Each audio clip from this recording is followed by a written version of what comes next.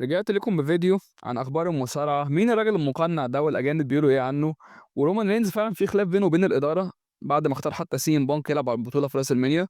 تعالوا بقى اقول لكم التفاصيل. عامل ليكم صاحب على الايفون عايز تكسب وصل الفيديو 20 لايك، اختار واحد من الكومنتات. تعالوا بقى اقول لكم التفاصيل. بصوا يا جماعه، شخصيه المقنع دي هي فيها اراء كتير حواليها. زي مثلا هقول لكم اربع اسامي كده، اتنين مرشحين بقوه قوي واتنين لا. بس هقول لكم كل الاحتمالات يعني. أول اسم معانا هو فين بالور. لو ركزت في الفيديو الطريقة بتاعة الوقفة نفسها وازاي ضرب فين بالور، ازاي ضرب بروم بريكر، كل التوازن بتاع الجسم وطريقة ميل الكتف وحتى المسافة بين الرجلين، تحسه كأنه فين بالور بجد كوبي بيست. وكمان في ناس من الجمهور وكده كانوا واقفين بيقول لك العينين قريبة قوي من فين بالور. بالنسبة لحركة الكيرب ستومب اللي هي التمويه، حد يقول لك مثلا دي حركة سيس رولينز وهو بتاعته وكده فده علامة ان هو سيس رولينز. اقول لك مليون في المية لا، تريبل اتش ما يبيعش سيناريوهات بالطريقة دي. لان لو كان سيس رولينز اصلا كان رجوعه في حد ذاته هيبقى حدث ضخم، ما كانش محتاج يغطيه، فاهمين ازاي؟ وخلوه ملثم وبتاع. طب ليه فين بالور يضرب بروم بريكر؟ ده سؤال مهم. فين بالور كان قالك في الكواليس ان هو متضايق من الطريقه اللي العيال الجديده زي ما بيسميهم يعني بياخدوا الفرص كلها، وبروم بريكر اكتر واحد مضخم وعلى الحجر. وكمان فين بالور لو تلاحظوا بدا سي ام بانك وليف مورجان يضغطوا عليه في حته ان هو جادجمنت داي ويضيعوه وبتاع.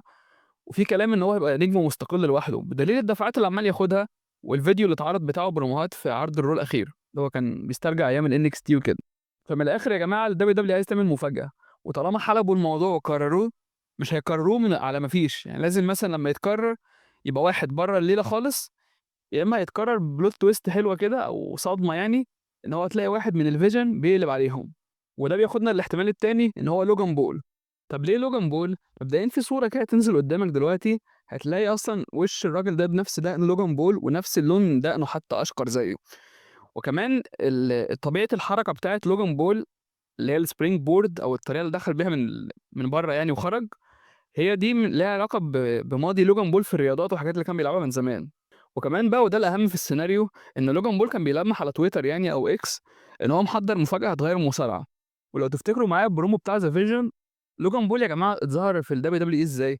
ظهر بشخصيه النرجسي اللي هو مفيش حد بيمشيه ومغرور وبتاع، والشركه متحمسه له جدا بدليل انها عماله تحطه رانر اب، بيتبقى اخر ثلاثه في الرويال رامبل مرتين ورا بعض. فدي هتبقى دفعه حلوه ليه. وكمان هو كان قال لبروم بريكر في الكواليس احنا هنخليك انت النجم بتاع الرويال رامبل وبتاع، وده عكس شخصيته تماما. فبنسبه كبيره يبقى هو لوجان بول.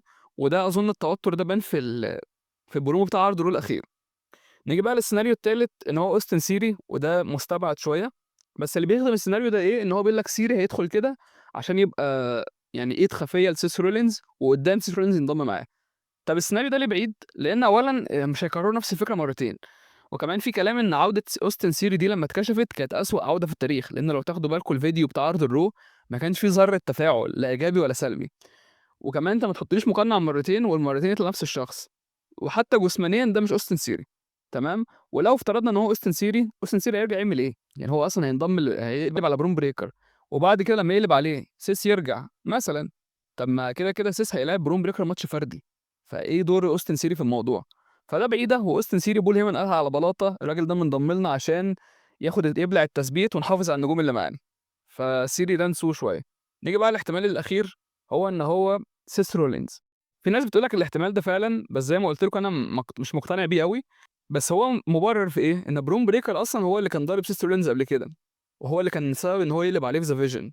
وسيس كان بيعمل العمليه الجراحيه، والدبليو دبليو دايما بتحب ترجع النجوم الكبار في الرامبل بهجوم مفاجئ عشان مثلا يمهدوا راس المنيا وكده.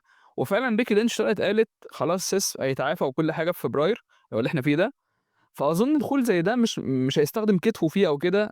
وحتى كمان لو مش هو، يعني ممكن WWE تعمل حركه صايعه جدا، ان هم يدخلوا واحد عادي مش معروف يعمل الستومب وقدام يقول لك ده سيس رولينز عادي، يعملوها قبل كده في سيناريوهات قديمه يعني.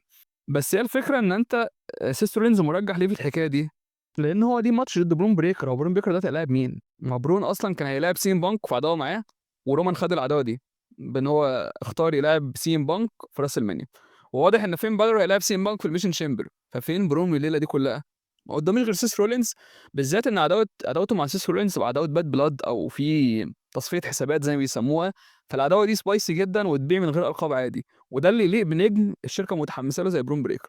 بس ده كان الملثم. اتمنى تريبل اتش يبطل حلب في الموضوع وما يكشفوش غير بعد راس المنيا ولا قبل راس المنيا، لان بجد انت ما تعملش سيناريو مرتين والمرتين تطول ما تكشفه يعني. تعالوا بقى اقول لكم شويه اسباب كده، هو ليه رومان رينز قلب على الشركه فتره وقال ايه في البودكاست، لان الموضوع ده كان مشكله كبيره كان ممكن يطرد بسببه تقريبا يعني. رومان رينز طلع قال لك دلوقتي نيك خان، انت بتقول ان كذا كذا وفي مواهب جديده وفي شباب. طب انا السنتين اللي فاتوا ظهرت كام مره وعدهم على اللقاء؟ طلعوا فعلا رقم عبيط جدا بتاع 14 مره مثلا. فقال لك اهو سنتين مش موجود، فين بقى النجوم الشباب اللي طلعوا؟ محدش طلع. فانا لسه شايل الشركه دي على ظهري، وبيقعد يقول لك عايزين نتحمس للشباب والشباب مش عارفه تطلع اصلا. وهو فعلا معاه حق في الحكايه دي على فكره، لان يعني كل اللي موجودين دلوقتي من ظهر مكمن. عندك كودي رودز حتى كان اخر حاجه مكمن عملها، وكلهم بيتصدروا راس المنيا. يوم ما تريبل اتش حاول يعمل نجم كان جي اوسو، وطبعا شفنا التجربه كانت عامله ازاي. طب رومان ليه كسب الرامبل؟ رومان كسب الرامبل السبب واضح خلاص النهارده، وده حاجه كويسه على فكره عشان يبنوا العداوه دي على نار هاديه، يعني ان هو ضد سين بانك. لان الجمهور استهجن رومان ضد كودي لثالث مره، او الساجه دي تتكرر.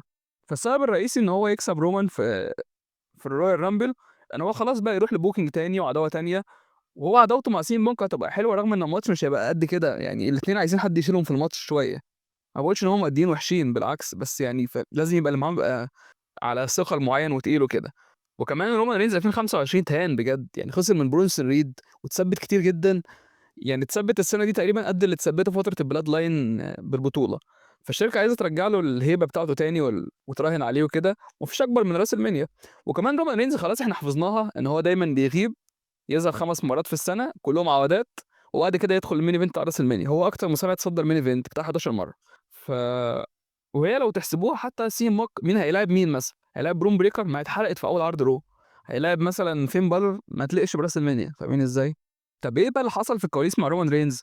رومان قال بوضوح، قال لك انا عملت كل حاجه في المصارعه ومش محتاج اثبت حاجه تانية، وممكن امشي في اي وقت واروح هوليوود زي ذا روك ابن عمي ما عمل.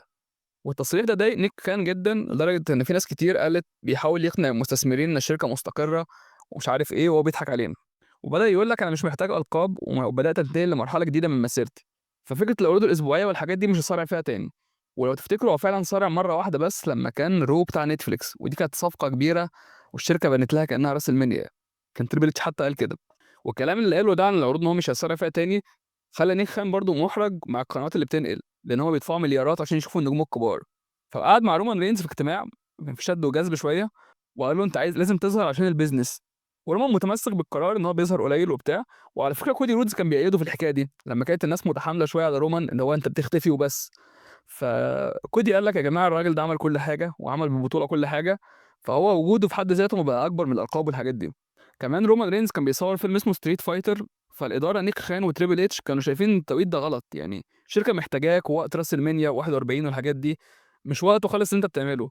وده خلى في برود شويه في العلاقه بينه وبين نيك خان تحديدا.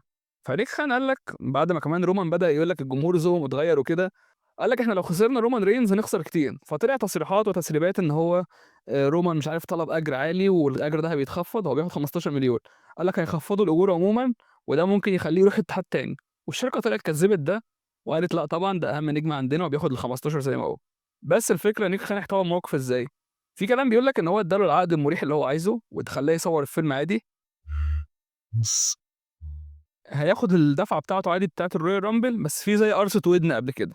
في كلام ان كل اللي كان بيحصل 2025 من تمجيد اوفر لجونتر وكودي رودز كان بسبب ان هو يعني ليه ما كانش رومان اللي في الواجهه مثلا، ما خدش بطوله سين بانك دلوقتي ليه، اللي هي بطوله الاتحاد التانيه.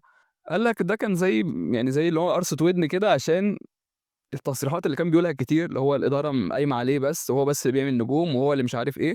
فكان دايما في تمجيد لجونتر وبريكر وكودي رودز عشان الحكايه دي. حتى رومان رينز كان بيطلع ساعات في ماتشات غبيه جدا، يعني بيلعب تاج تيم مع جاي اوسو ضد برون بريكر وريد، ويلعب ماتش ضد برونسون ريد برضه يخسر فيه. وكمان كان في ماتش اصلا محجوز في سمر اسلام بدل التاج تيم ده، كان هو ضد برون بريكر، والشركه اجلته غالبا بسبب التصريحات دي.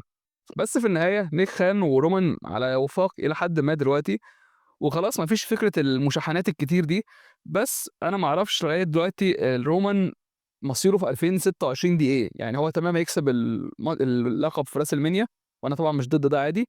الراجل شفنا كان زمان اصلا الرو سماك داون بيجيبوا 3 مليون، النهارده لو جابوا 500 الف يبقى كويس مشاهده. فبجد كان بيجيب اعلى مشاهدات في تاريخ الشركه يعني.